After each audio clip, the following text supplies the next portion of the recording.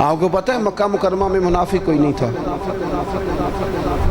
مکے میں جو مومن تھا پکا مومن تھا. کیوں بھلا؟ وہاں مومن ہوتے ہی مار کھانی پڑتی تھی.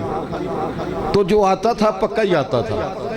مار کھانی پڑتی تھی، روڑے کھانے پڑتے تھے، اذیت سہنی پڑتی تھی. اور وہ چونکہ حضور سے پیار کر کے آئے تھے تو معاشرے نے ان پر کوئی اثر نہیں کیا. ہمارے اوپر سوسائٹی اثر کرتی ہے، معاشرہ اثر کرتا ہے. کوئی اثر نہیں کیا ان پر. ادھر والے کلمہ پڑھتے ہیں نہیں پڑھتے، ادھر والے پڑھتے ہیں نہیں پڑھتے، پرواہ کوئی نہیں. ابو بکر صدیق صبح و شام کلمہ پڑھتے ہیں. آپ پھر تھوڑا سا نا آزاد ہو جاتے ہیں جب حضور سے محبت کر لیتے ہیں نا، تو پھر باقی ساری محبتیں خود بخود حضور کی محبت کے تحت ہو جاتی ہیں. ایک بزرگ تھے، وہ فرمایا کرتے تھے میں کبھی گھر نہ جاتا، بچوں کے پاس نہ جاتا، کبھی ماں باپ کی خدمت نہ کرتا. میں تو یہ سارے کام اس لیے کرتا ہوں کہ مجھے رسول اللہ نے بھیجا ہے. یہ میری ڈیوٹیاں نبی پاک نے لگائیں گے. تو میں تو گھر بھی جاؤں نا، گھر والوں کے حقوق بھی ادا کروں، تو اس میں بھی محبت رسول شامل ہے، کیونکہ حضور نے میرے. آپ آزاد ہو جاتے ہیں. اعلیٰ حضرت فاضل بریلوی رحمۃ اللہ علیہ فرماتے ہیں ورنہ تو دماغ میں کوئی نہ کوئی اضطراب رہتا ہی ہے، اندر کوئی نہ کوئی آگ تو لگی رہتی ہے، دولت کی، شہرت کی، فوٹو کی، کوئی نہ کوئی مصیبت تو بنی رہتی ہے نا ہمارے اندر. اعلیٰ حضرت کہتے ہیں یہ جو حضور کی محبت ہے نا، اس کے صدقے جاؤں، یہ ساری آزمائشوں سے نکال دیتی ہے. اعلیٰ حضرت کہتے ہیں اے عشق تیرے صدقے جلنے سے چھٹے سستے، جو آگ بجھا دے گی وہ آگ لگائی ہے. اور یہ اتنی محبت غالب آ جاتی ہے کہ بندہ سکون میں آ جاتا ہے، باقی ساری محبتوں سے آزاد. حضرت سعد بن ابی وقاص رضی اللہ تعالیٰ عنہ، آپ اپنی والدہ سے بڑی محبت کرتے تھے، اور جس سے بندہ محبت کرتا ہے وہ آزمائش میں بھی ڈالتا ہے. کسی کو پتہ چل جائے نا یہ بندہ میری بات مانتا ہے تو پھر اللہ خیر ہی کرے. پھر لوگ وہ بھی منواتے ہیں جو نہیں منوانا چاہیے. تو حضرت سعد بن ابی وقاص کی اماں بڑا اعتماد کرتی تھی کہ میں جیسے کہتی ہوں میرا پتر کرتا ہے. حضرت سعد بن ابی وقاص نے نا رسول اللہ کا کلمہ پڑھ لیا. حضرت سعد کی والدہ بلیک میل کرنے لگی، ایموشنل کرنے لگی، بھوک ہڑتال کر دی. کہنے لگی پتر جب تک تو کلمہ نہیں چھوڑتا میں روٹی نہیں کھاؤں گی. اور پورے قبیلے میں مشہور تھا کہ اماں جو کہے جناب سعد کرتے. 1 دن 2 دن 4 دن 3 دن اماں نے روٹی نہیں کھائی. جگہ جگہ باتیں ہو رہی ہیں. اماں کا خیال تھا میرے پتر نے باز آ ہی جانا ہے، پر وہ کچا رانگے للاری والا جڑا چڑھدا تے لیندا رہندا، اے عشق تیرے دا رنگ محمد جدوں چڑھ جائے پھر نہیں لیندا. حضرت سعد رضی اللہ تعالیٰ عنہ گھر آئے. اب چوکوں چوراہوں میں باتیں ہوتی تھی، گھر تشریف لائے تو گھر آ کے اپنی والدہ سے کہنے لگے، قریب کھڑے ہو کے کہنے لگے اماں تو نے کی ہوئی ہے بھوک ہڑتال اور باتیں کر رہا ہے سارا علاقہ. میں تیرا پتر ہوں، مجھے سب سے زیادہ تو جانتی ہے. تو کہتی ہے میں روٹی نہیں کھاؤں گی اور مر جاؤں گی. تجھے پتہ ہے زندگی بھر جو تو نے کہا میں نے کیا. اب حالات بدل گئے ہیں، اب غلامی ہے رسول اللہ کی. کہنے لگے اماں تیری ہو 1000 جان اور ایک ایک کر کے ساری نکل جائے تو میری طرف سے نکل جائے. میں مدینے والے کا کلمہ نہیں چھوڑ سکتا، میں حضور کا کلمہ نہیں چھوڑ سکتا. وہ کچا رانگے للاری والا جڑا چڑھدا تے لیندا رہندا، اے عشق تیرے دا رنگ محمد جدوں چڑھ جائے پھر نہیں لیندا. پکا ہو جاتا ہے انسان، لیکن شرط یہ ہے محبت ہو، نیرا نارا نہ ہو. میرا نعرہ نہ. یہاں ہمارے سیاستدان بھی کہتے ہیں ساڑھے نو بڑا عاشق رسول کیڑا ہونے ہیں. وہ صحیح ہے جی، ہم نے کب دعویٰ کیا کہ آپ چھوٹے ہیں، آپ بہت بڑے ہیں. پر کوئی قوم کے حال پہ بھی رحم کھائیں، کوئی خدا سے ڈریں. مر جانا ہے، دنیا چھوڑ جانی ہے. بڑے بڑے چلے گئے، پر ظالموں تم نے جو اس ملت کا حال کر دیا ہے اور لوگوں کو ذہنی طور پر تم نے جس انتشار کا شکار کیا، میری ملت الجھ گئی ہے، پریشان ہے، لوگ سمجھ نہیں آتی کدھر جائیں. ایسے جیسے بے ہنگم کر دیا، قوم کو الجھا کے رکھ دیا سیاسی فرقہ واریت نے. اور میں ان جوانوں سے بھی کہوں گا جو گاڑیوں پہ سیاسی جماعتوں کے جھنڈے لگاتے ہیں، رب سے ڈر جاؤ، ان ظالموں کے ظلم میں شریک نہ ہو. یہ جو اس سے پچھلی حکومت تھی وہ بھی کہتی تھی نا پچھلوں نے بیڑا گرک کیا ہے، تو یہ جو آئیں یہ کیا کہہ رہے ہیں؟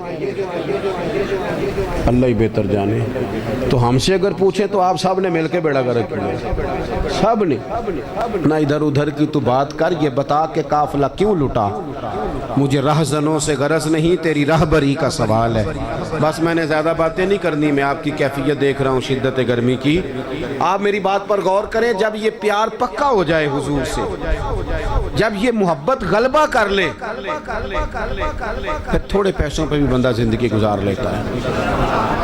یہ علماء مشائخ کے پاس جو دولت آئی ہے یہ اب آئی ہے، اب آئے پیسے. اب کافی پیسے ہیں بعض لوگوں کے پاس، سب کے پاس اب بھی نہیں. لیکن حضرت سید ابو البرکات شاہ صاحب مفتی اعظم پاکستان، آپ لوگ جانتے ہیں ان کو؟ جن کو پتہ ہے ہاتھ کھڑے کریں، دیکھ لیں. او تو اڈالا پل. اب آپ کتنے سارے لوگ ہیں. یہ میری غلطی آپ کی نہیں کہ ہم نے آپ کو بتایا نہیں. یہ داتا صاحب کے بالکل ساتھ حزب الاناف ہے، داتا صاحب کے بالکل مرکزی دارالعلوم حزب الاناف، اس میں قبر ہے سید صاحب کی، مفتی اعظم پاکستان، سراج اہل تقوی، خلیفہ اعلیٰ حضرت. جایا کرو مزار پہ آپ ہی دیا. ایک تو سید ہیں، دوسرے فاضل بریلوی کی تربیت یافتہ، 16 گھنٹے سبق پڑھاتے ہیں. ان کے والد بھی پڑھاتے ہیں، بھی پڑھاتے ہیں. زندگیاں گزارتی لوگوں کی. حضرت محدث اعظم حضرت غزالی زمان ہمارے بزرگوں نے مشقت سے دین پھیلایا. کیوں بلا؟ بس میں نے کہا تھا زیادہ بات نہیں کرنی، سمیٹتا ہوں. کب مشکات میں موجود ہے حضرت یوسف بن عمیر رضی اللہ تعالیٰ عنہ.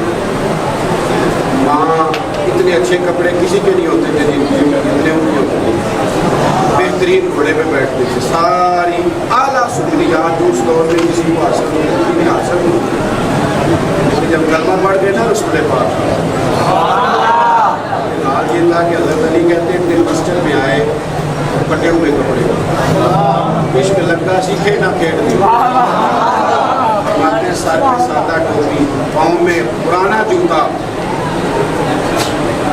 حضرت علی المرتضیٰ شیر خدا فرماتے ہیں کہ وہ جو کسی کام آئے تھے وہ کر کے چلے گئے، لیکن رسول پاک صلی اللہ علیہ وسلم کی آنکھوں میں آنسو آ گئے، محبوب کریم کی آنکھوں میں آنسو آئے. اور حضور نے فرمایا دیکھو میری محبت نے اس کا کیا حال. اس قریبی میں مطمئن تھے چونکہ نبی پاک سے پیار تھا، اس سے محبت تھی نا. میرے عزیزوں جب نبی کریم سے پیار ہوگا، حضور سے جب محبت ہوگی، پھر آپ محسوس کریں گے کہ آپ کو سادہ زندگی بھی اچھی لگتی. پھر بہت زیادہ آسانیاں نہیں تھی صحابہ کے دور میں انہیں حاصل. ان کی تو زندگیاں جنگوں میں گزری، لیکن چونکہ حضور سے پیار تھا تو کسی مشکل کو پھر انہوں نے مشکل محسوس، کسی مشکل کو مشکل محسوس تو نبی کریم سے محبت کریں. آخری بات سنیں آپ حضرات، حضور کو قرآن پاک سے محبت ہے تو ہمیں بھی کرنی چاہیے نا. پڑھیں گے انشاءاللہ قرآن پاک. حضور کو مسجد سے محبت ہے تو ہمیں بھی ہونی چاہیے نا. نبی پاک نے فرمایا میرے دین کے علماء وارث ہیں انبیاء کے، ان سے پیار ہونا چاہیے.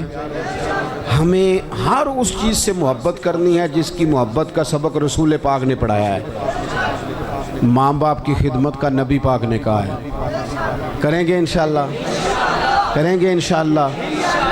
بیٹیوں اور بہنوں کا حصہ، بیٹیوں کا حصہ شریعت میں رسول پاک صلی اللہ علیہ وسلم نے رکھا ہے. انہیں وہ حصہ دینا چاہیے کہ نہیں؟ پرچی ہے کوئی؟ اللہ آپ کو خوش رکھے جی. آپ اتنی گرمی میں آ گئے، پیسے کو پیچھے رہ گئے، یہی زیادہ ضروری کام تھا. تو اپنی زندگی حضور کی محبت والی گزاریں. اب لطف تو تب ہے نا کہ اتنی گرمی میں، اتنی شدت میں، میں بھی مریض ہوں، میں نے بھی پوری کوشش کے ساتھ آپ سے بات کی. اتنا خوبصورت پروگرام سیدی صاحب نے، ان کے دوستوں نے اتنی محنت فرمائی. اب لطف تو تب ہے نا کہ سویرے بہت سارے بغیر داڑھی والے ہو جائے، یہاں عشاء کی نماز میں نمازیوں میں اضافہ ہو جائے. کوئی مہربانی فرمائے. میں وعدے شادے نہیں لیتا، حاجات نہیں کھڑے کراتا، لیکن آپ کچھ توجہ کریں گے انشاءاللہ تعالی، ان باتوں پر غور کریں گے انشاءاللہ تعالی. اللہ مجھے اور آپ کو توفیق عمل عطا فرمائے. اللہم صلی علی سیدنا و مولانا محمد معدن الجود والکرم وآلہ وبارک وسلم۔